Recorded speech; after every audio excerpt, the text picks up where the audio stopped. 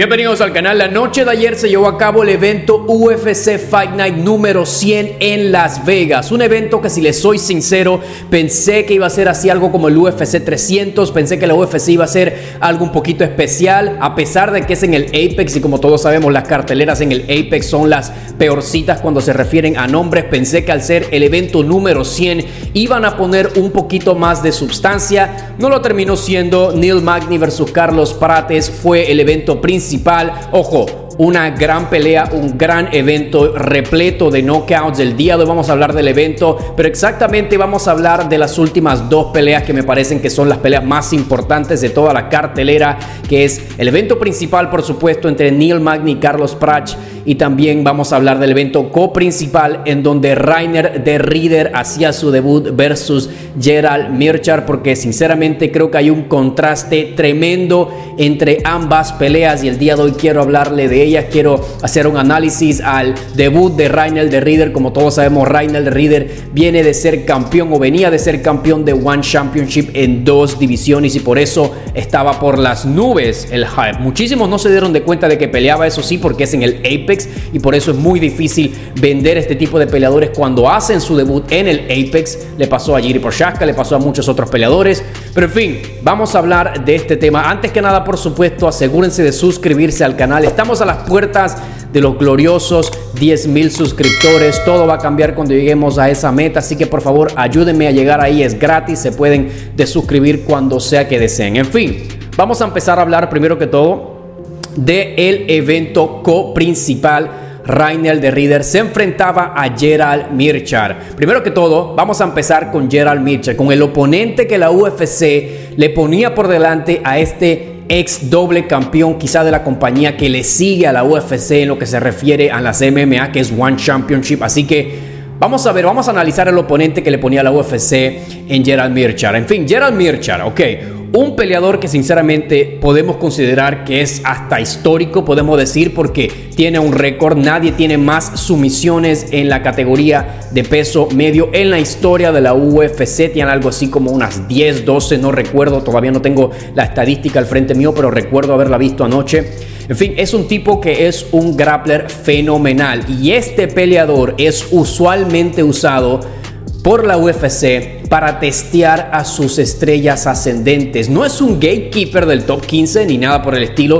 No estoy seguro si Gerald Meerschaert en algún momento llegó a ser top, probablemente sí al principio de su carrera, pero nunca lo vemos enfrentándose a peleadores cerca del top 15, peleadores que vayan a estar cerca de meterse en los rankings. Siempre lo vemos peleando en las primera o segunda pelea de estos prospectos interesantes que vienen surgiendo. Ha peleado contra Khamzat Chimaev, ha peleado contra Joe Pyfer, ha peleado contra muchos otros peleadores, Jack Hermansson en su momento, ha peleado contra muchos peleadores que vienen surgiendo y por eso la UFC lo tiene aquí. Ok, ¿por qué la UFC le da a Gerald Meerschaert versus Reinier de Ridder? Gerald Meerschaert es un grappler fenomenal, como lo vengo diciendo, y Reinier de Ridder se conoce por su grappling. No es que tenga un striking demasiado bueno, fue campeón por su grappling, prácticamente todas sus peleas las finalizaba por sometimiento, así que esta era el oponente perfecto para que Reinier de Ridder se luciera y a la vez llevar su nombre, que es bastante conocido por los fanáticos de la UFC. Es un nombre que es incluso respetado por muchos porque, repito,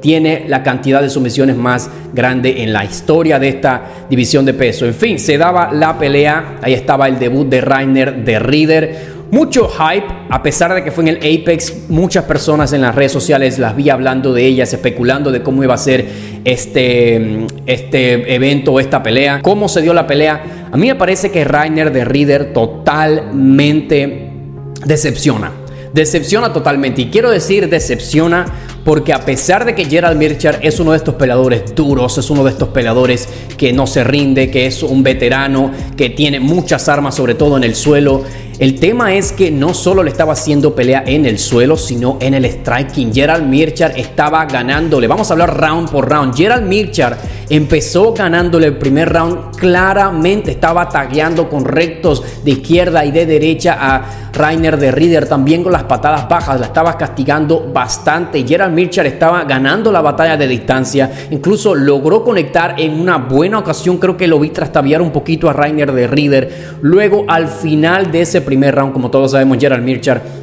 no tiene la velocidad. Es que ninguno se le veía con velocidad, ninguno se le veía que tenían esa capacidad de finalizar la pelea al menos de pie. Pero en un momento un codazo logra poner en malas condiciones a Gerald Meerschaert y luego un recto de izquierda, si no me equivoco, lo tira al suelo, le da un knockdown, pero ya faltaban unos 3 segundos. Termina el primer round. Obviamente hay que dárselo a Reiner de Ridder porque simplemente ese knockdown al final del primer round, por supuesto, hubiese sido unos 10 segundos más, probablemente lo finalizaría porque Gerald Meerschaert ya no tenía nada más, ya estaba tirado en el suelo, lo salvó la campana totalmente.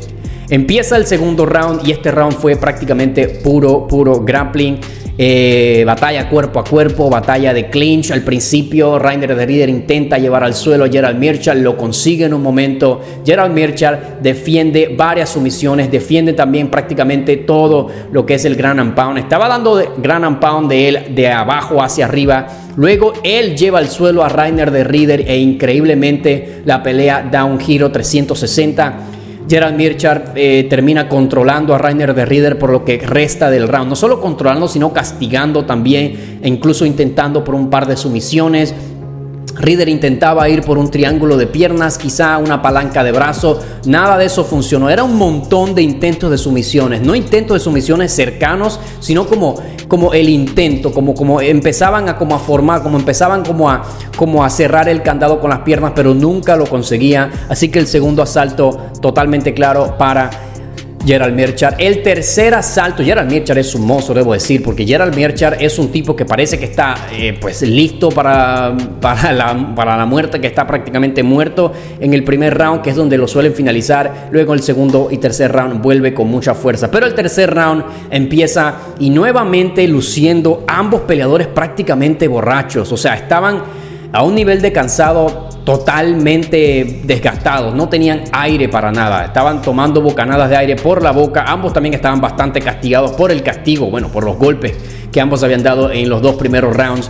Pero sinceramente cualquier boxeador o cualquier kickboxer o practicante de Muay Thai hubiese noqueado a ambos en ese momento, porque estaban dejando totalmente abierta su guardia, estaban tirando golpes y quedaban totalmente expuestos para cualquier counter. Ninguno de los dos lo hizo. Lo que terminó pasando fue Reiner de Ridder llevando al suelo a Gerald Meerschaert y se hizo como un estilo de Wizard, un estilo, eso fue en el segundo round que Gerald Meerschaert quedó por encima, que fue un takedown totalmente atroz de parte de Reiner de Ridder. Pero en el tercer asalto lo lleva al suelo y pues ya se notaba que Gerald Meerschaert ya no tenía nada. Va por el triángulo de brazo y lo consigue. Finaliza a Gerald Meerschaert, que es del mejor finalizador o uno de los mejores sometedores en la historia de esta división. Venía de someter sus últimas 2 peleas, si no me equivoco fue contra Sebastian y también contra Bryan Barberena. Si no me equivoco, lo sometió a ambos. Así que Reiner de Ridder sí demuestra tener un grappling y un juego de jiu-jitsu bastante impresionante, sobre todo por lo rápido que toma la espalda y lo rápido que va por las sumisiones, pero de pie debo decir, este tipo me ha decepcionado bastante. Yo sinceramente pensé que iba a tener un poquito más de cara y ojos de pie. Yo sabía que su arma principal, por supuesto, era el grappling, porque me había visto un par de sus peleas en One Championship, pero se ve, aquí tenemos el nivel de la UFC, chicos y chicas. Miren a Gerald Meerschaert cómo prácticamente derrota, o sea, estaba cerca de derrotar. Obviamente no debería decir esto, pero le hace un peleón tremendo a alguien como Reiner de Ridder, que si hubiese tenido un poquito más de rapidez muscular, un poquito más de tecnicalidad en el striking, muy probablemente se lo hubiese comido con papas a Reiner de Ridder. Así que no sé, démosle un oponente del top 15 a este tipo para que pues haga lo que tenga que hacer, ya sea perder brutalmente o ganar y que parezca un nombre importante, pero en fin, lució muy mal y dudo mucho que vaya a hacer algo en esta división. Ahora, muchas comparativas con Dricus du Plessis. Dricus du Plessis, muchos lo están comparando con Dricus du Plessis, de hecho están en el mismo peso, ambos venían de ser campeones y ambos ganan de una manera bastante parecida. Porque Dricus du Plessis en sus primeras peleas contra Brad Tavares, contra Bronson, contra Till, todas esas peleas parecía que iba a perder, parecía que no era bueno, que tenía un striking malo, que no tenía cardio, que estaba cansado y al final ya era su jiu-jitsu o su poder en las manos finalizaba las peleas así. Y es una comparativa totalmente válida. Ahora, Dricus du Plessis es mucho más técnico, al menos de pie, que Reiner de Ridder. Totalmente, o sea, Dricus du Plessis de vez en cuando te saca unos golpes que no se los ves a cualquiera, sobre todo las patadas arriba, sobre todo esos jabs, los feints que hace, o sea, tiene mucha más tecnicalidad de pie, es mucho más fuerte también, se saca a los oponentes de encima. Quizás no tenga el mismo nivel de jiu-jitsu que tiene Reiner de Ridder, pero es mucho más fuerte, mucho más duradero, tiene mucho mejor quijada y incluso mejor corazón. Así que, pero en fin, hay un antecedente al menos para darle una buena noticia a Reiner de Ridder. Tenemos un antecedente de un peleador que pasó por eso, que pasó por críticas, por decir que era malo, que no era lo suficientemente bueno y terminó siendo campeón, defendiendo el título y siendo uno de los mejores peleadores pound for pound de la UFC. Así que Reiner de Ridder está por verse. Yo sinceramente creo que no va a pasar. Creo que cualquier striker con ojos y cara lo va a terminar moliendo. O sea, ni siquiera estoy hablando de top 15. Estoy hablando de cualquier striker. Por ejemplo, un Kopylov. Kopylov lo mata. Un Almeida lo mataría. Cualquiera de estos peleadores. Un Aliskerov. Todos estos peleadores que son un Randy Brown. Bueno, Randy Brown no está en la misma categoría de peso, pero ustedes me entienden. En fin, chicos, Reiner de Ridder, ese fue su debut. Mal debut. Ahora sí pasemos a hablar de Carlos Prach. Carlos Prach. Wow. Esto es uno de estos peleadores que sinceramente, miren, mucho se ha hablado últimamente, por supuesto, de quién debería ser el peleador del año. Hay muchas personas que dicen que debería ser Ilia Topuria. Otras personas dicen que debería ser Alex Pereira. Alex Pereira porque tiene 3 victorias, 3 knockouts. Topuria también tiene 2 victorias, 2 knockouts, pero contra mejor competencia. Así que está todavía esa discusión todavía anuente o viva de quién debería ser el peleador del año. A mí, por favor, déjenme meter a otro peleador y tengo que meter a Carlos Prach o Carlos Prates. Déjenme introducirlo también aquí. Eso sonó raro. Déjenme ponerlo en la palestra aquí como uno de los mejores peleadores del año, porque no solo tiene 4 victorias, cosa que creo que casi nadie tiene a día de hoy en la UFC. No solo tiene 4 victorias en la UFC, sino que todas han sido por knockouts. No todas, y no solo eso, sino que todas han sido knockouts de pie. No han sido TKOs, han sido knockouts. Y aparte de eso, todos han sido walk-off KO, lo que me parece todavía más y más impresionante. Déjenme leerle el resumen de Carlos Prach antes de esta pelea, porque tenía 3 peleas ya ganadas. Recuerden, le gana a Trevin Giles al principio del año en febrero 10. Luego, creo que esto fue en corto aviso contra Charles Radtke. Charles Radtke también ganó el día de hoy. También es un peleador con buena proyección también, Charles Radtke. Luego le gana a Li Jingliang hace, ¿qué? 2 meses. Recuerdo esa pelea como si fuese ayer. Luego le dan este evento principal contra Neil Magny. Nuevamente derrota a Neil Magny con un KO totalmente impresionante. Ya voy a hablar de la pelea, por supuesto. Ya les voy a dar mi opinión y voy a empezar a analizar la pelea y explicar lo que pasó en la pelea. Pero pongámonos a analizar 4 KOs, 4 walk-off KOs contra Neil Magny, Li Jingliang, Charles Radtke, Trevin Giles. Estos peleadores no son unos muertos, para nada son unos muertos. Aparte, también tiene una victoria en el Dana White's Contender, que fue como se ganó el título, o que fue como, no el título, sino la oportunidad de estar en la UFC. Pero en fin, nuevamente Carlos Prach. Ya yo he hecho video a Carlos Prach, voy a decirle Prates para no complicarme aquí la vida. Ya le he hecho video a Carlos Prates, no directamente a él, pero sí le hice video al Fighting Nerds, que es este gimnasio que lo tiene a él, que lo tiene a Gene Silva, que lo tiene a Mauricio Huffi, que lo tiene también a Cao Boralho. Y sinceramente este gimnasio parece que, no sé qué toman estos tipos para ser tan buenos, entretenidos, para tener tanta aura, tanto poder en sus manos, y cada uno de ellos está en divisiones de peso diferentes. Digo, Gene Silva 145, Mauricio Ruffi, que es el que menos hemos visto, está en las 155, ese está un poquito por probarse. También está Carlos Prach en las 170, Cao Boralho en las 185, o sea, están invadiendo las MMA. Ya le hice un video a esto. Ahora, Carlos Prach me parece que luego de Cao Boralho, por supuesto, porque Cao Boralho ya está metido en el top 5 y ya se ha probado y ya es un peleador que tiene creo que 7 victorias en la UFC a día de hoy. Lo que ha hecho este muchacho en este 2024 es algo totalmente fuera de este mundo. Ahora sí vamos a empezar a hablar de la pelea.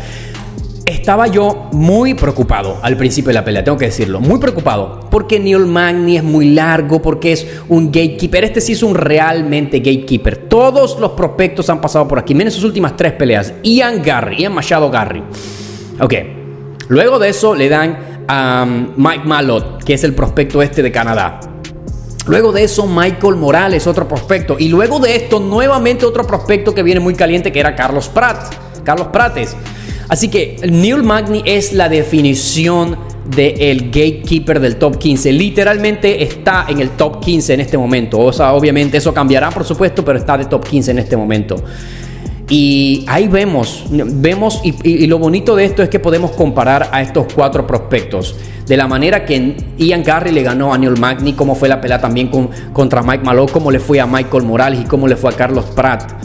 Creo que entre estos 4, el que más me impresionó fue Carlos Prates. No solo por el KO, sino por la manera en que todo se dio, porque desde que sintió la mano Neil Magny, que hay que decirlo, no tiene de las mejores quijadas, por supuesto, ha recibido muchísimo castigo, venía hace muy poco de perder contra Michael Morales, pero a pesar de no tener quijada, el golpe que le da Carlos Prates a Neil Magny es en la parte de arriba del oído, o parte de abajo, o la parte de atrás de la cabeza, algo sumamente extraño. Así que entre estos 4, el mejor que le ha ganado a Neil Magny, el único que le ha dado un KO, que lo ha dejado sembrado en el piso, arregado en el piso, que se fue de boca en el canvas, ha sido, por supuesto, Carlos Prates. Ahora, hablando un poco de la pelea, metiéndome en tema de la pelea, estaba asustado yo, bastante asustado. Neil Magny estaba yendo con una idea de pelea bastante interesante, haciéndole la pelea súper incómoda, no dejando que la distancia, que Carlos Prates sacara la distancia, que estuviese cómodo con la distancia. Siempre iba por single leg, siempre hacía feints, siempre tenía esa posibilidad de llevar al suelo a Carlos Prates en todo momento. De hecho, lo primero que hace, aparte de dar un par de low kicks, de dar un par de jabs, fue exactamente eso, ir por el single leg. Ahora, Carlos Prates lo defiende totalmente bien. De hecho, logra llevar al suelo incluso a Neil Magny. Ahora, no hizo mucho en el suelo. Neil Magny, de hecho, creo que fue el que castigó más desde abajo, desde su guardia, y por eso Carlos Prates le permitió levantarse. Luego, nuevamente la pelea se lleva a cabo en el clinch. Parecía que Neil Magny estaba haciendo una pelea incómoda para Prates. Parecía que Prates no estaba cómodo. En un momento vi a Prates mirando su esquina y fue como, ¿qué hago? ¿Qué hago? ¿Cómo me lo saco de encima? Y me estaba empezando a asustar. Yo pensé, no puede ser que Neil Magny se va a comer otro prospecto, porque eso sería una locura. O sea, sería una locura. Pero, por supuesto, no fue así. Quedaba más o menos 1 minuto de la pelea y Carlos Prates empezó a caminar hacia adelante. Empezó a tomar la distancia. Por supuesto, Carlos Prates es un southpaw y Neil Magny es un ortodoxo. Así que las low kicks no fueron la mejor arma para Prates. Sí conectó 2 y la sintió Neil Magny, por supuesto. Se veía que la sentía. Neil Magny es muy propenso a recibir low kicks, pero Carlos Prates no utilizó esa movida. Creo que el poder que tiene Prates es tan fuerte, es tan necesario, o no tan suficiente como para acabar con un rival que no necesita invertir en estas pequeñas low kicks o en estas pequeñas cosas como lo hizo Ian Garry, o tener un plan de juego. Lo único que tenía que hacer Carlos era conectar su mano izquierda, su recto de izquierda, que lo terminó haciendo. Puso un poquito en malas condiciones a Neil Magny, se le veía con miedo, se le veía terror en la cara de Neil Magny.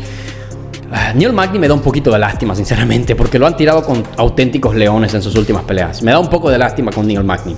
Pero en fin, luego de eso, Neil Magny viéndose contra las rejas, de hecho, cuando Carlos Prates como que lo encerraba contra las rejas, Neil Magny como que hacía como tocaba con su trasero la cerca, tocaba con el trasero para saber qué tan cerca estaba de la cerca. Eso me pareció súper gracioso, quería mencionarlo aquí. Así que se veía encerrado, se veía que empezaba a hacer movimientos laterales, pero Carlos Prates simplemente seguía como cazador mirando su presa. Va por creo que era un single leg. Neil Magny va a bajar por sus piernas, o no sé exactamente qué iba a hacer. Carlos Prates hace el sprawl, o sea, da un recto de izquierda. Yo pensé que no había conectado, fue a dar el sprawl y simplemente yo vi a Neil Magny hacer esto. ¡Pup! Y yo dije, ¿qué ha pasado acá? ¿Qué ha pasado acá? ¿Qué es esto?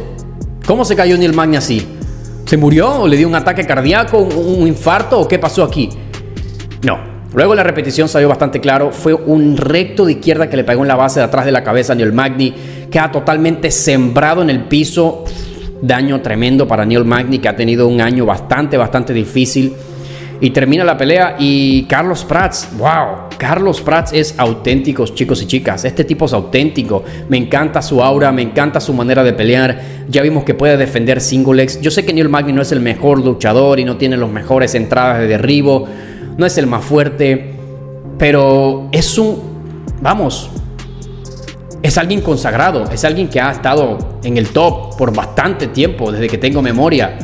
Es alguien que ha peleado con quién es quién en esta división. Ha peleado con muchísimos buenos peleadores, incluyendo Burns, Rakhmonov, Neil Magny. Ha peleado, si no me equivoco, también por ahí contra Demian Maia. O sea, muchísimos peleadores han pasado por el bueno de Neil Magny. Y que Carlos Prats haga esta brutalidad contra un veterano como Neil Magny, aparte de ser esperado, porque para mí es un resultado muy esperado, de la manera que lo hace es lo que es impresionante. Luego va al micrófono, habla inglés Carlos Prats, va al micrófono, por supuesto, pues como todos sabemos es parte del gimnasio de Fighting Nerds, así que se puso los lentes.